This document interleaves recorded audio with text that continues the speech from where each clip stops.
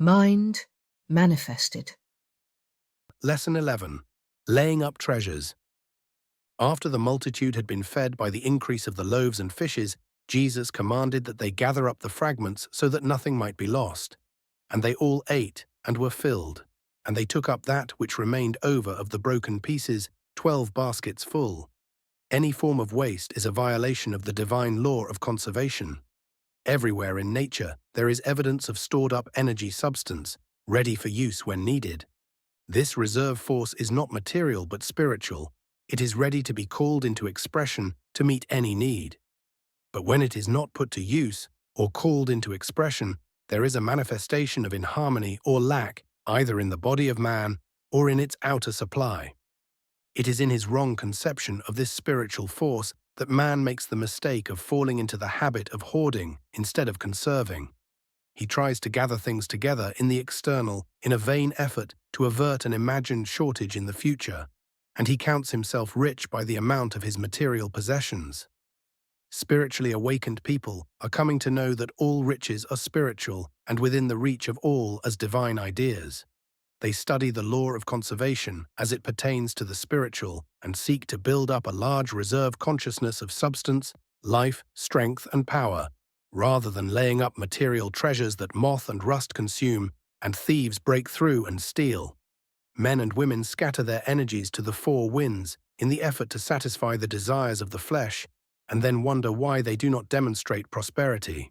If they only realize the truth that this same thought force can be conserved and controlled to express itself in constructive channels, they would soon be prosperous. Spirit must have substance to work on, and there must be substance in the ideas of your mind.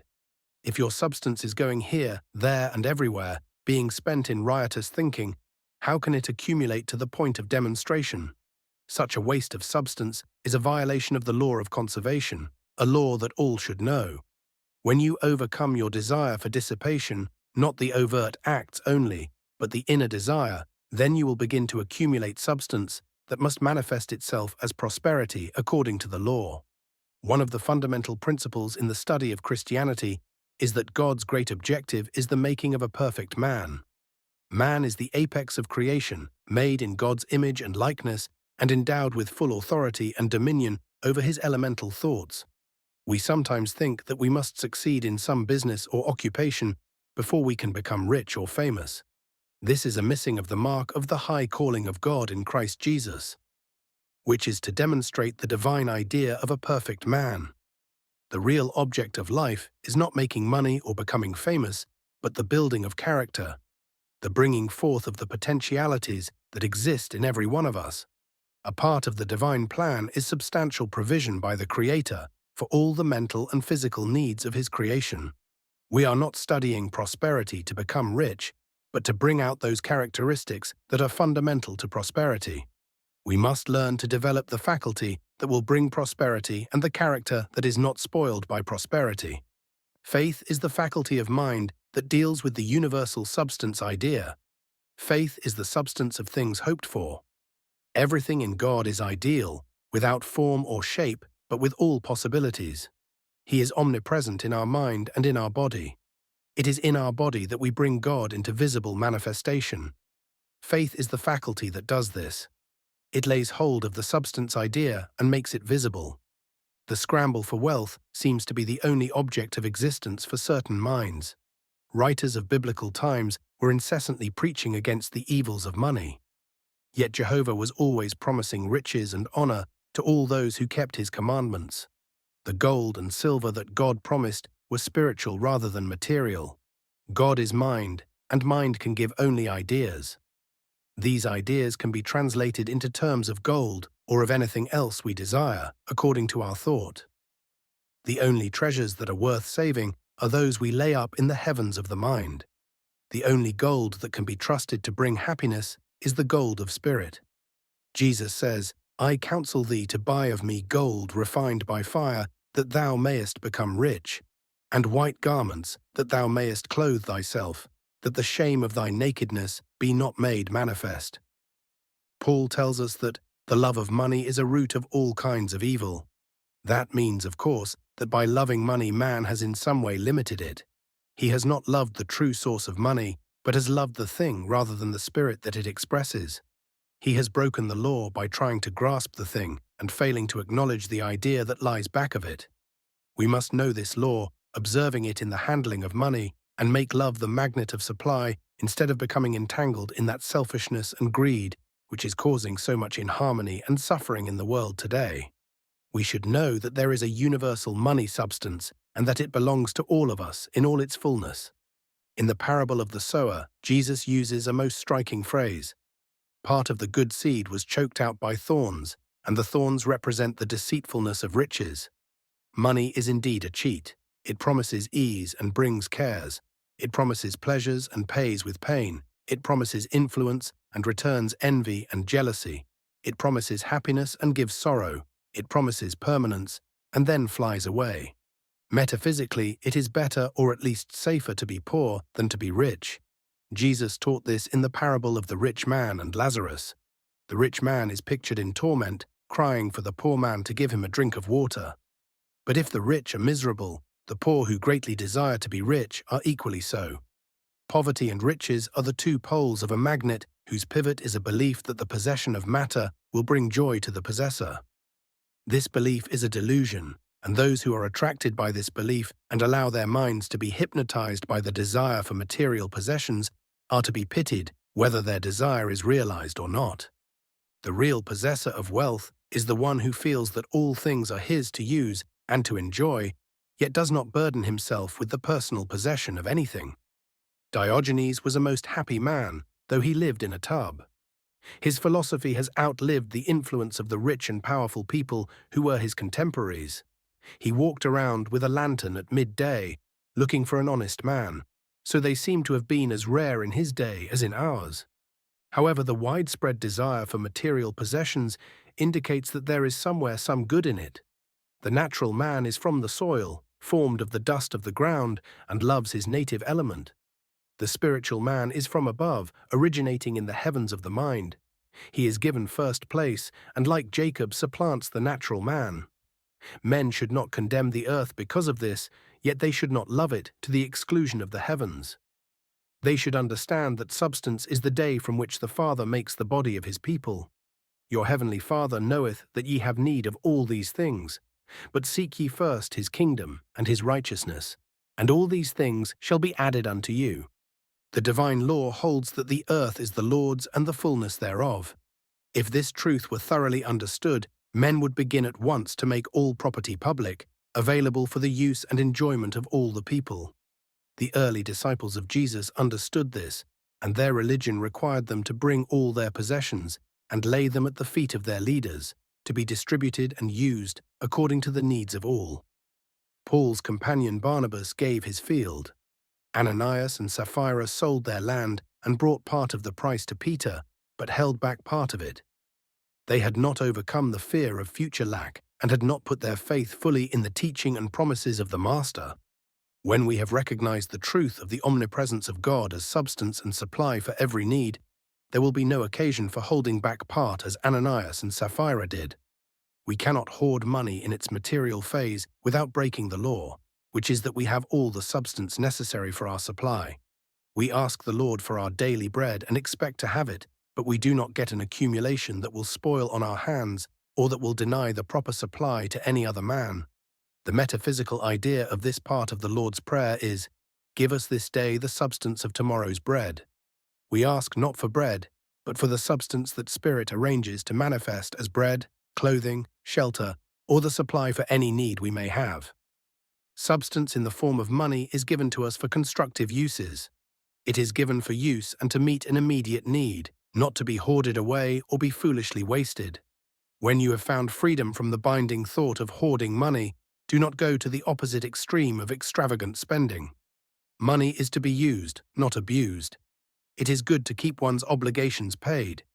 It is good to have some money on hand for good uses, such as hospitality, education, for developing industries that will contribute to the good of numbers of people, for the furtherance of spiritual work, for helping others to build useful and constructive lives, and for many other purposes and activities.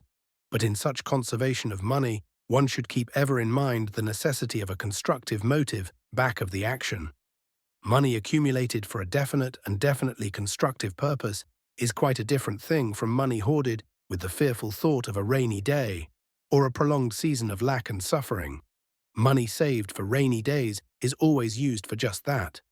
For fear attracts that which is feared unfailingly. The thing which I fear cometh upon me. Money saved as an opportunity fund brings an increase of good, but money hoarded from fear as a motive or with any miserly thought in mind cannot possibly bring any blessing. Those who hold the thought of accumulation so dominant in the world today are inviting trouble and even disaster, because right along with this thought goes a strong affirmation of the fear of loss of riches. Their actions bespeak fear, and the loss they dread is certain to be manifested sooner or later. The worldly idea of prosperity is based on the wrong idea of supply. One may have the right idea about the source of riches as spiritual and yet have the wrong idea about the constancy of supply as an ever-present, freely flowing spiritual substance. God does not clothe the lilies in a moment and then leave them to the mercy of lack. He gives them the continuous supply necessary to their growth. We can rest assured that He will much more clothe us and keep us clothed from day to day, according to our need. When we doubt this and place our dependence on stored-up money instead, we shut off the stream of divine supply. Then when our little accumulation is spent, stolen or lost, we are like the prodigal son, and we begin to be in want. Jesus did not own a foot of land, yet never did He lack for anything needed. Without laying up treasures on earth, He was rich in His consciousness of the treasures of heaven within Himself, treasures ready to be manifested in the outer whenever He needed them.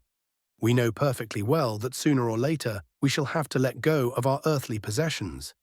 Does this bring the thought of death and of leaving the world behind? Then it shows what a powerful hold this race belief of worldly wealth has taken in your mind. Men can think of letting go of their material possessions only in connection with death. They seem to prefer death to giving up their idea of wealth. When they make such a choice, they decree what shall come to pass for them. That is why it is hard for a rich man to enter into the kingdom of heaven. He has laid up treasures on earth and not enough in heaven. He has not made it possible for his mind to lay hold of the positive pole of wealth, the true idea of wealth. He is holding to the negative side of the wealth idea, and that side is always changing. Material things pass away unless they are firmly connected with the unchanging positive source. True riches and real prosperity are in the understanding that there is an omnipresent substance from which all things come, and that by the action of our mind we can unify ourselves with that substance so that the manifestations that come from it will be in line with our desires and needs.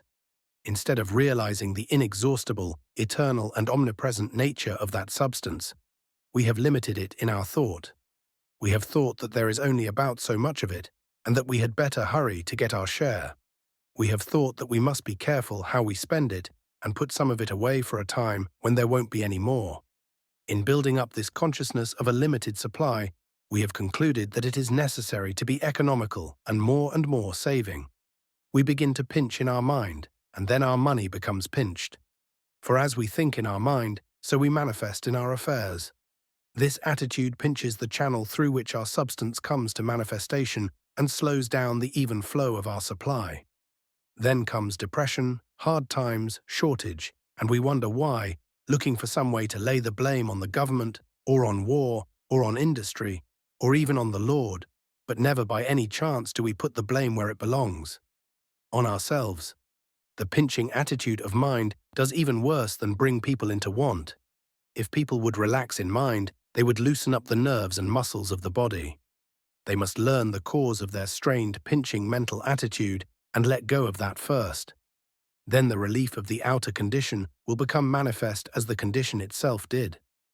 Nearly all of us have been brought up in the belief that economy is an important thing, even a virtue. We should save our money and have a bank account. Saving money is the recipe for success given by many of our wealthy men. It is not a bad idea. There must be money available in banks to carry on business and industry. By having a bank account, we contribute to the welfare of the community, if we have the right idea, which is that the Lord is our banker. The word miser is from the Latin root from which also comes miserable. It describes the condition of those who love and hoard money, lands, or other material things. The stories that are told about misers are almost beyond credence, but nearly every day the press recounts the story of the pitiable straits to which misers have reduced themselves in order to add to their riches. They sometimes starve themselves to add a few dollars or even a few pennies to their hoarded store. The papers recently carried an item about a miser in New York worth $11 million.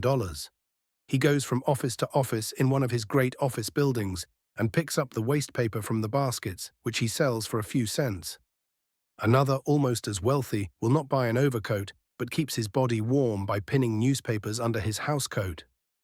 Such men are not only themselves miserable, but they make miserable all those around them. A New York paper tells of a miser worth millions when he died. Once burglars broke into his home, but they succeeded in getting out again without losing anything. You do not need to lay up treasures for the future when you know that the law of omnipresent good is providing for you from within. As you evolve into this inner law of mind, you draw to yourself more and more of the good things of life. In your mind, see plenty everywhere. Yes, it is hard sometimes to overcome the thought that there is not enough, for it is an insidious thought that has been in consciousness for a long time. But it can be done. It has been done and is being done by others. The prosperity law is not a theory, but a demonstrated fact, as thousands can testify. Now is the time to open your mind and to see plenty. As you do so, you will find that there is an increase in your supply. Deny out of mind every thought of lack and affirm the abundance of all good. The infinite substance that infinite mind has given to you is all about you now, but you must lay hold of it. It is like the air, but you must breathe the air to get it. It is yours for the taking, but you must take it. You should cultivate this wonderful power of the mind to know that everything is bountiful, and this power to lay hold of invisible substance in the mind, and by faith bring it forth into manifestation. Know with Job that we have as much now, in reality and in truth, as we ever had. There is no shortage, lack, or depression with God. Do not be fearful, regardless of how outer appearances may affect others. Keep your head when all about you are losing theirs. Refuse to load up your mind with the old material thoughts of economy to the point of denial of what you really need. Eliminate the old limiting ideas. Assert your freedom and your faith as a child of God. Do not spend foolishly or save foolishly. The farmer does not throw away his wheat when he sows a field. He knows how much he must sow per acre and does not stint, for he knows that a stinted sowing will bring a stinted harvest. He sows bountifully, but not extravagantly, and he reaps bountifully as he has sown. Whatsoever a man soweth, that shall he also reap. He that soweth sparingly shall reap also sparingly, and he that soweth bountifully shall reap also bountifully. We cannot help but see that apparent lack and hard times are the result of states of mind. We have such things in the manifest world because men have not squared their action with divine principle. They have not used spiritual judgment. When they invest in stocks and property, they get the opinions of other men, sometimes those who call themselves experts. Then comes the crash, and even the experts prove how little they understand the real laws of wealth. We can go to an expert who really knows the law because he ordained it in the first place. And he is not far away, but right within ourselves. We can go within and meditate on these things in the silence, and the Lord will direct our personal finances. He will show us just how to get the most and give the most with our money.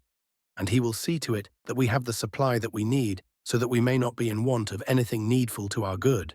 This may not mean riches piled up or saved for a rainy day, but it will ensure our supply for today, the only day there is in truth. As we continue to grow in the consciousness of God as omnipresent life and substance, we no longer have to put our trust in accumulations of money or other goods.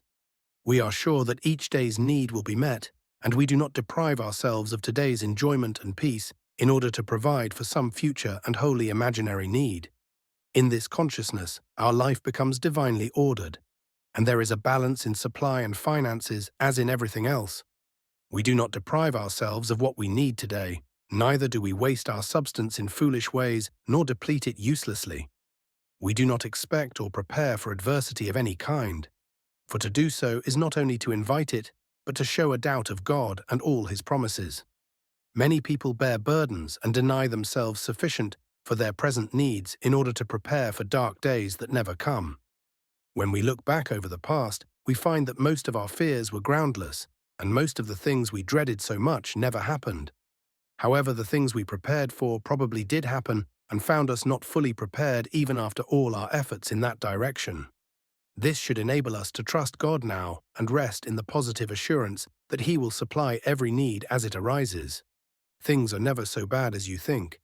Never allow yourself to be burdened with the thought that you are having a hard time. You do not want a soul structure of that kind and should not build it with those thoughts.